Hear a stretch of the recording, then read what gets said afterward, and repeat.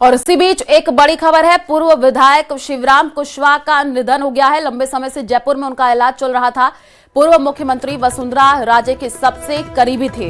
1998 में बीजेपी से चुने गए थे। धौलपुर से विधायक, पैतृक गांव भीलगवा में अंतिम संस्कार किया जाएगा। बड़ी खबर आपको बता रहे हैं, पूर्व विधायक शिवराम कुशवाहा का निधन हो गया है। लंबे समय से जयपुर में उनका इलाज चल रहा था। पूर्व मुख्यमंत्री वसुंधरा राजे के वो सबसे करीबी थे। 1998 में बीजेपी से चुने गए थे। धौलपुर से विधायक और पैतृक गांव भीलगवा में अंतिम संस्कार किया जाएगा।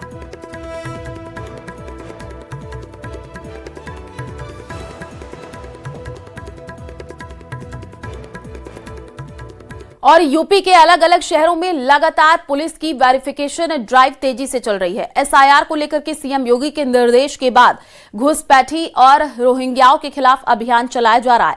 अब तक हजारों परिवारों से पूछताछ हो चुकी है। इन लोगों में ज्यादातर बंगाल और असम से आए लोग शामिल हैं। जांच के दौरान इन लोगों के आधार कार्ड, वोटर आईडी सबकी जांच की जा रही है। ये रिपोर्ट देखिए।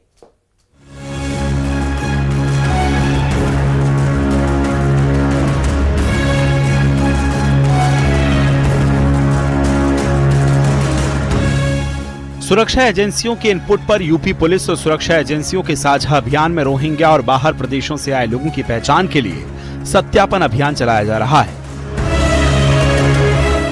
जो भी बाहरी आया है उसका वेरिफिकेशन किया जा रहा है। जांच एजेंसियों के लोग झुग्गियों में भी जाकर पड़ताल कर रहे हैं। इसमें यह भी देखा जा रहा है कि इनकी तरफ से कौन कौन लोग आपराधिक गतिविधियों में लिप्त रहे हैं या सामाजिक गतिविधियों में लिप्त रहे हैं, और इसका एक डाटाबेस जनपद स्तर पर तैयार करवाया जा रहा है। कोई ऐसा व्यक्ति यदि मिलता है जिसके पास आईडी नहीं है या फर्जी आईडी उसने बनाया है, सत्यापन के बाद ये सामने आता है तो इस पर विधिक कार्यवाही भी की जाएगी। इसमें बरेली के एसएसपी अनुराग आर्य ने बताया कि खुफिया एजेंसियों के साथ कुल 29 टीमें हर थाना क्षेत्र में घर घर तलाश कर रही हैं। टोटल 28 थाना क्षेत्र है जिनमें हमारी टीमें गठित की गई हैं और उसके साथ साथ एक COLIU की टीम है। तो ये टोटल 29 टीम्स हैं जो इस वेरिफिकेशन अभियान में लगी। जो ऐसे लोग पकड़े जाएंगे, घुसपैठिए मिलेंगे, तो उनके लिए कहाँ रखा जाएगा, क्या कुछ इसके आगे कार्रवाई? उसकी MHA की गाइडलाइंस है कि अगर कोई बांग्लादेशी इस तरह का मिलता है तो उसका वेरिफिकेशन कराया जाता है कि बांग्लादेश का नागरिक है या नहीं है। उस वेरिफिकेशन के दौरान उसको एक डिटेंशन सेंटर में रखा जाता है जहाँ कोर्ट की गाइडलाइंस के अनुसार सब तरह की फैसिलिटीज होती हैं। मुजफ्फरनगर में भी डीएम और एसएसपी सड़कों पर उतरकर मतदाता सूची के लिए शुद्धिकरण के लिए डोर टू डोर अपील करते नजर आ रहे हैं। अब तक हजारों परिवारों से पूछताछ हो चुकी है। इन लोगों में ज्यादातर बंगाल और असम से आए लोग शामिल हैं। भारत निर्वाचन आयोग के निर्देशों के क्रम में हम लोग मतदाता सूची का पुनरीक्षण करा रहे हैं। उसी के क्रम में मैं और हमारे एसएसपी साहब हम लोग घर घर जाकर के यहाँ लोगों से अपील कर रहे हैं कि सभी अपना फॉर्म भर दें समय से, और जिससे किसी का जो अर्ह मतदाता है उसका नाम मतदाता सूची में आने से न छूटे। जांच के दौरान इन लोगों के आधार कार्ड, वोटर आईडी कार्ड सबकी जांच हो रही है ताकि पता लगाया जा सके कि ये लोग कहीं किसी अवैध गतिविधि में शामिल तो नहीं है। Bureau report, news 18।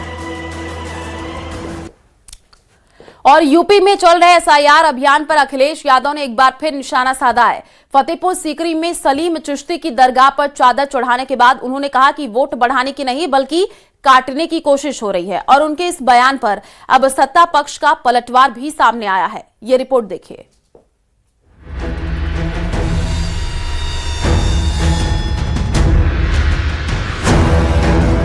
आगरा के फतेहपुर सीकरी में हजरत शेख सलीम चिश्ती की दरगाह पर समाजवादी पार्टी के अध्यक्ष अखिलेश यादव पहुंचे।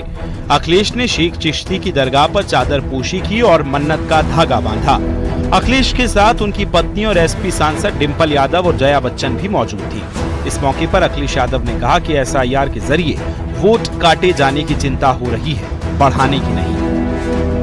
वोट जोड़ना है और जहां इलेक्शन कमीशन का काम होना चाहिए, ज्यादा से ज्यादा लोगों को वोट देने का अधिकार बने, वोट उनका बन जाए, वहीं हमें देखने को मिलता है कि एसआईआर के बहाने ये वोट काटना चाहते हैं।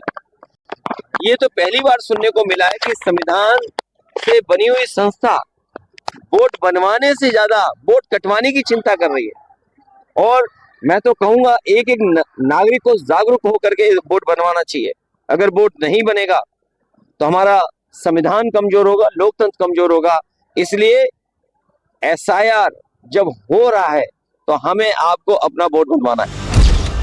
अखिलेश यादव पर डिप्टी सीएम केशव प्रसाद मौर्य का निशाना साधा है। केशव मौर्य ने कहा कि अखिलेश सत्ता में आने के लिए मुंगेरी लाल के हसीन सपने देख रहे हैं। 2047 तक उनके सपने पूरे नहीं होने वाले।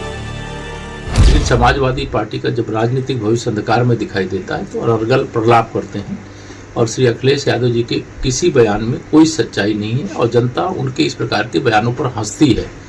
वह गैर जिम्मेदाराना बयान देते हैं।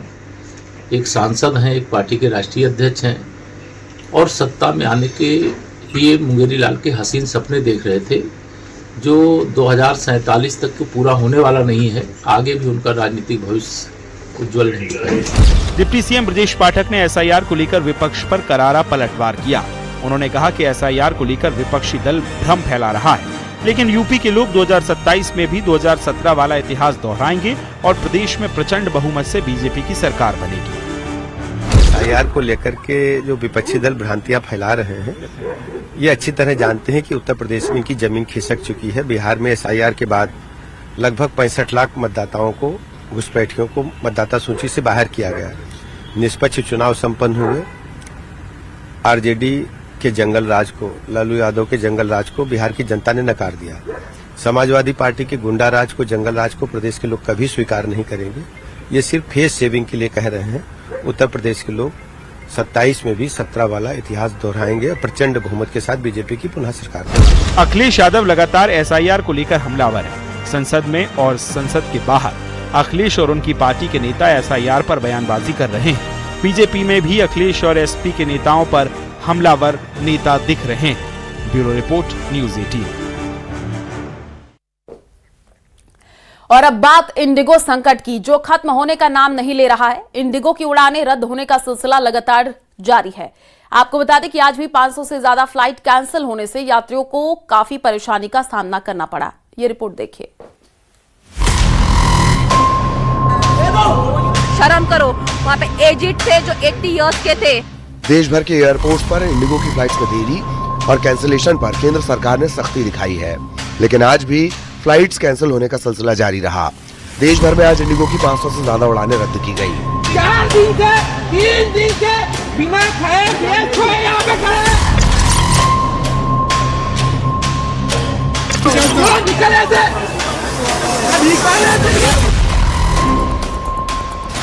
हैदराबाद से इंडिगो की 115 फ्लाइट रद्द की गई। मुंबई से 112, बेंगलुरु से 150, दिल्ली से 109 उड़ान रद्द की गई। चेन्नई, त्रिची और चंडीगढ़ से भी फ्लाइट कैंसिलेशन जारी है। कुल मिलाकर आज इंडिगो की 538 फ्लाइट्स प्रभावित हुई। पिछले 3 दिनों में इंडिगो की 2000 से ज्यादा फ्लाइट कैंसिल हुई है।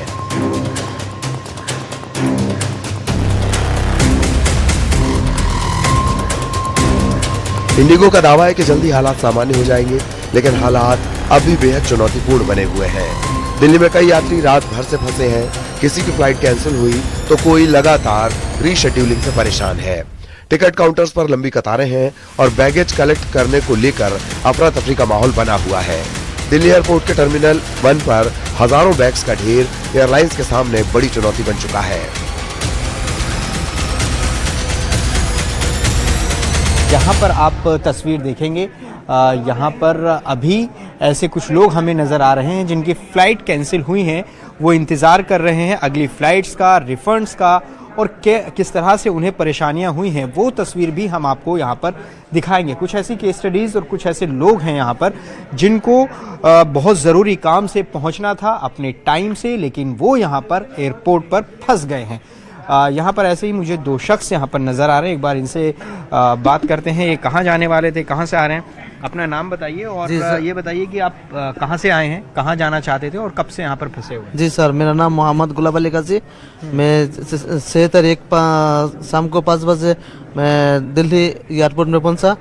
7 तारीख सुबह मेरा फ्लाइट था गुवाहाटी, दिल्ली टू गुवाहाटी। जी दिल्ली टू गुवाहाटी से फ्लाइट था आपकी 7:45 में। अभी मैं उस टाइम गया, बोल रहा आपका फ्लाइट कैंसिल है।